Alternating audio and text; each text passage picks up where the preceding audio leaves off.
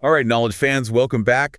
We're doing a deep dive today on knowledge management, but with a bit of a twist. Oh, We're going to give you the tools to build a top-notch knowledge management plan specifically for training and development. very cool. You've got two main resources to guide us today. Okay. A rubric for assessing a knowledge management assignment and a project template for actually building out your strategy. Awesome. So think of this as your roadmap to success, because a great plan, as this rubric makes clear, has some serious benefits. Yeah, the rubric really highlights how much of a difference a well-crafted knowledge management plan can actually make. So let's open up that template and take a look. Sounds good. It all begins with the project overview section, right? Yeah. Now, I've seen tons of project overviews, and some are just boring, while others really grab you from the first sentence. Right. What are the secrets to making this section really shine, and why is it so important according to this rubric? That's a really good question, and the rubric really emphasizes how this section isn't just a formality. It's where you set the stage, and you really make a case for why knowledge management is vital for the success of this specific training program. So it's about tailoring the message to the audience, not just stating the obvious. Exactly. Think of it like an elevator pitch to your stakeholders. Hmm.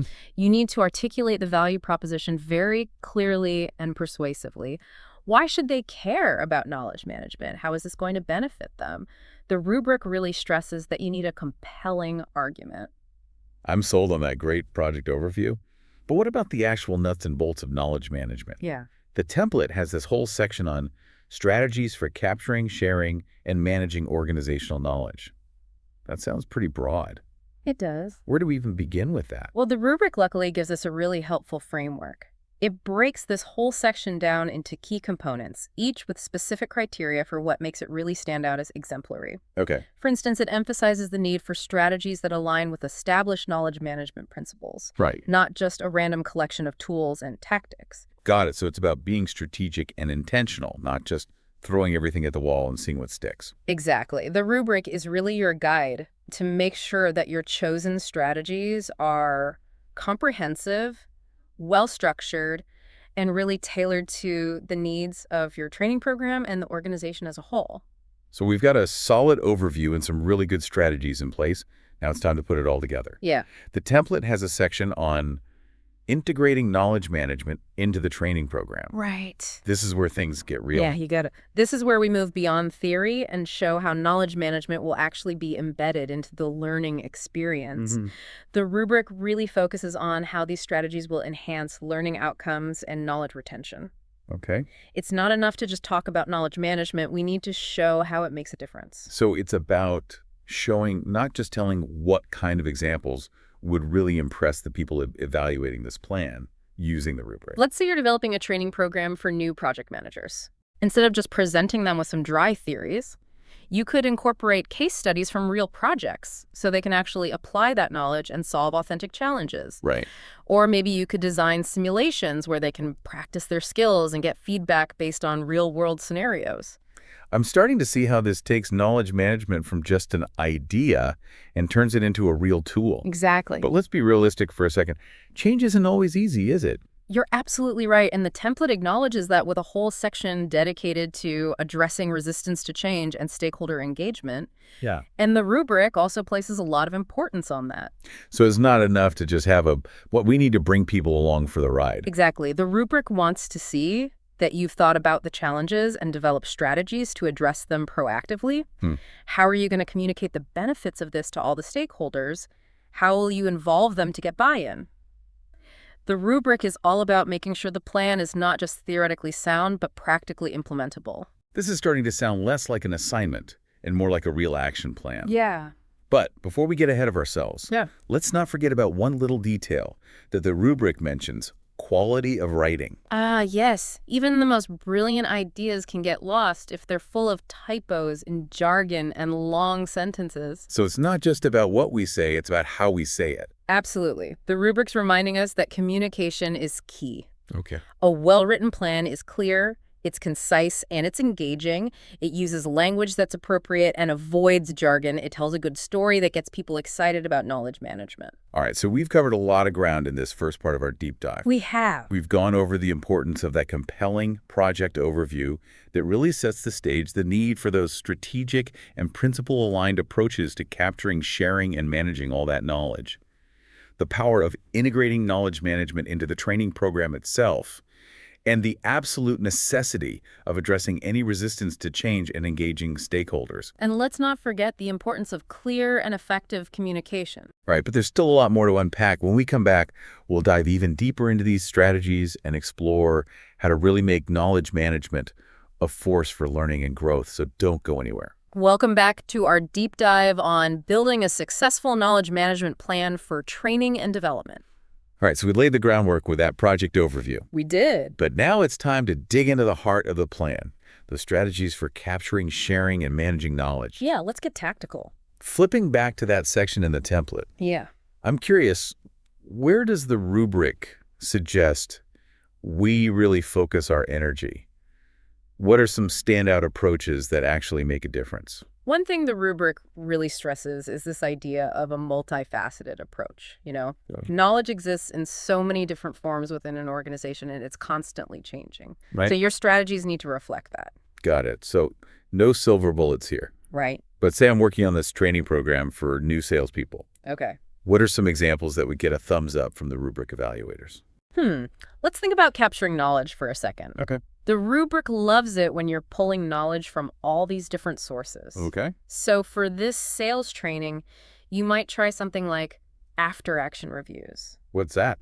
Basically having salespeople debrief after those big sales calls or client interactions and documenting what went well, what could be better, and any takeaways they had. Like turning everyday things into learning opportunities. Exactly. And that knowledge doesn't stay stuck in their heads. Right. It's actually written down and shared. I like that. And then for sharing that knowledge, you got to think about strategies that encourage people to actually engage. The rubric hates those boring one-way information dumps.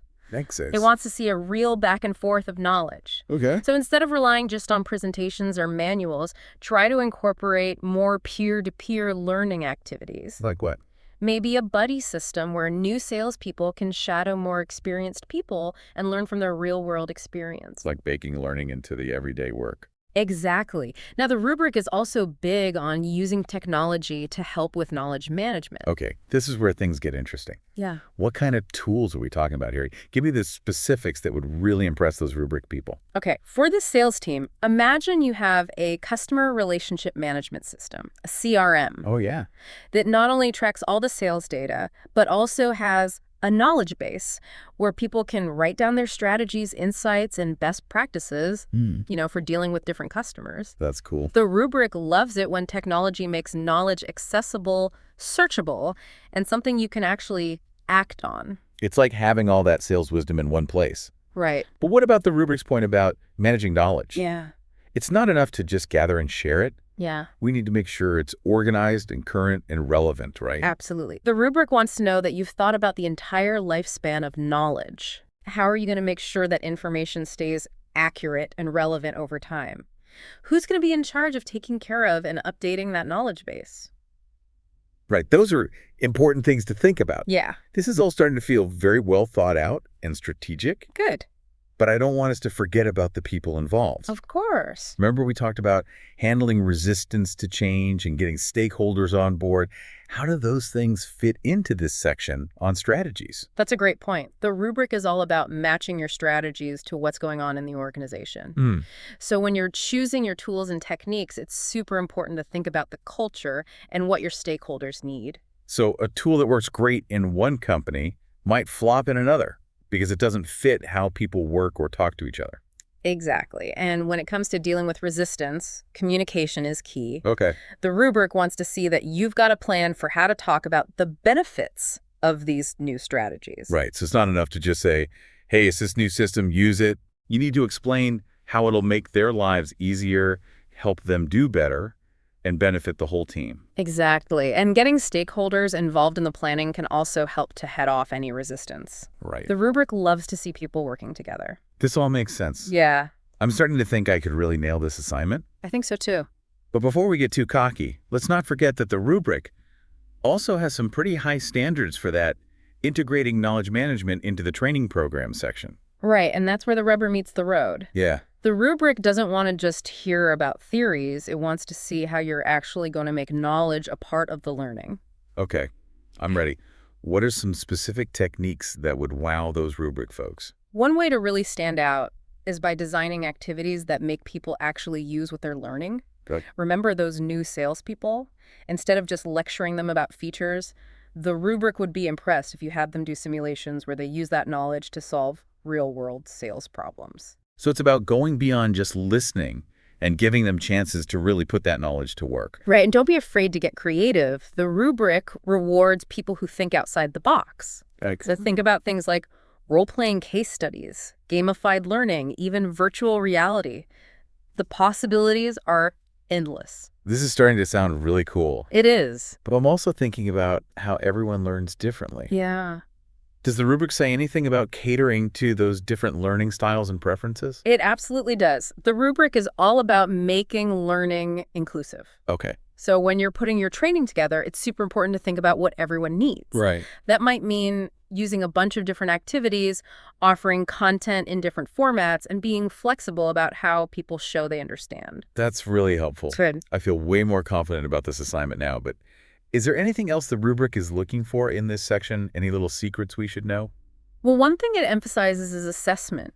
You can't just throw information at people and hope for the best. Right. You need a way to see if people are actually learning and remembering things. So it's about showing that the training is having a real impact. Exactly. The rubric wants to see that you've thought about how you'll measure what people are learning, give them feedback, and tweak the training if you need to.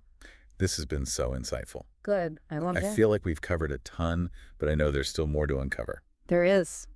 When we come back for the last part of our dive, I really want to explore how we can tie all these pieces together and make our knowledge management plan come to life. Sounds good.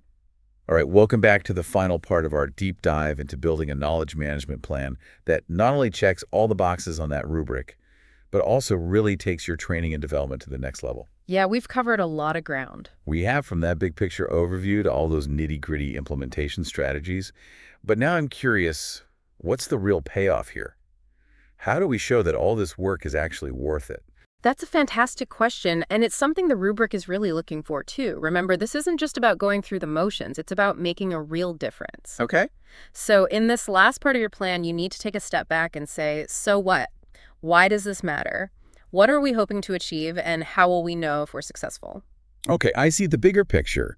It's not enough to just have a great plan on paper. We need to prove that it's actually working.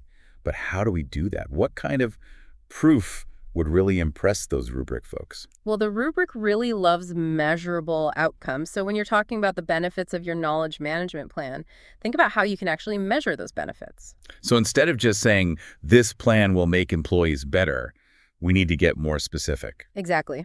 Let's say one of your goals is to help new salespeople get up to speed faster. Instead of just saying that, you might say this plan will reduce onboarding time for new field people by 20%, measured by how long it takes them to make their first sale. So that's something you can actually track and measure. Right, and then you can show those results. That makes sense. But what about those fuzzier benefits, like, better teamwork or more innovation? How do you measure that stuff? That's where things get a little trickier, but you can still find ways to gather evidence. Yeah.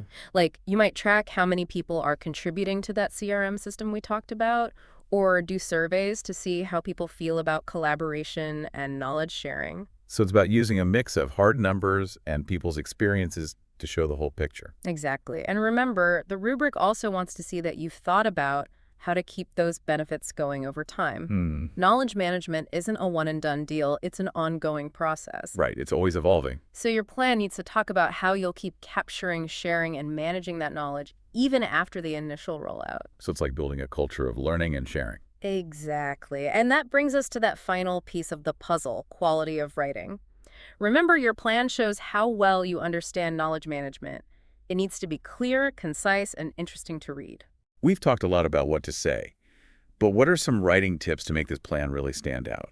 Well, the rubric is all about clarity, so don't use jargon or super technical language that your audience might not get. Right. Instead, use clear, straightforward language that gets your point across. So write for your audience, not to impress people. Right, and think about the structure and flow of your plan. Is it easy to follow? Does it tell a good story? Use headings, bullet points, things like that to break up the text and make it easy to read. It's like we're designing the whole experience of reading the plan. Exactly. The easier it is to read, the more likely people are to actually use it. This has been such a helpful deep dive. It has. I feel like we've covered it all, from the big ideas to the little details, and always with that rubric in mind. And remember, the rubric is your guide. But don't be afraid to go above and beyond. Think outside the box, be creative, and most importantly, make this plan your own. That's great advice. Oh. I'm feeling ready to tackle this and create a plan that not only gets a good grade, but actually makes a difference. That's what it's all about. And remember, this is just the start of your journey with knowledge management. These skills will be useful throughout your career. Well said to all our listeners out there. Thanks for joining us on this deep dive into knowledge management. We hope you've learned some valuable things that you can use in your own work. Until next time, keep those knowledge gears turning. Happy learning!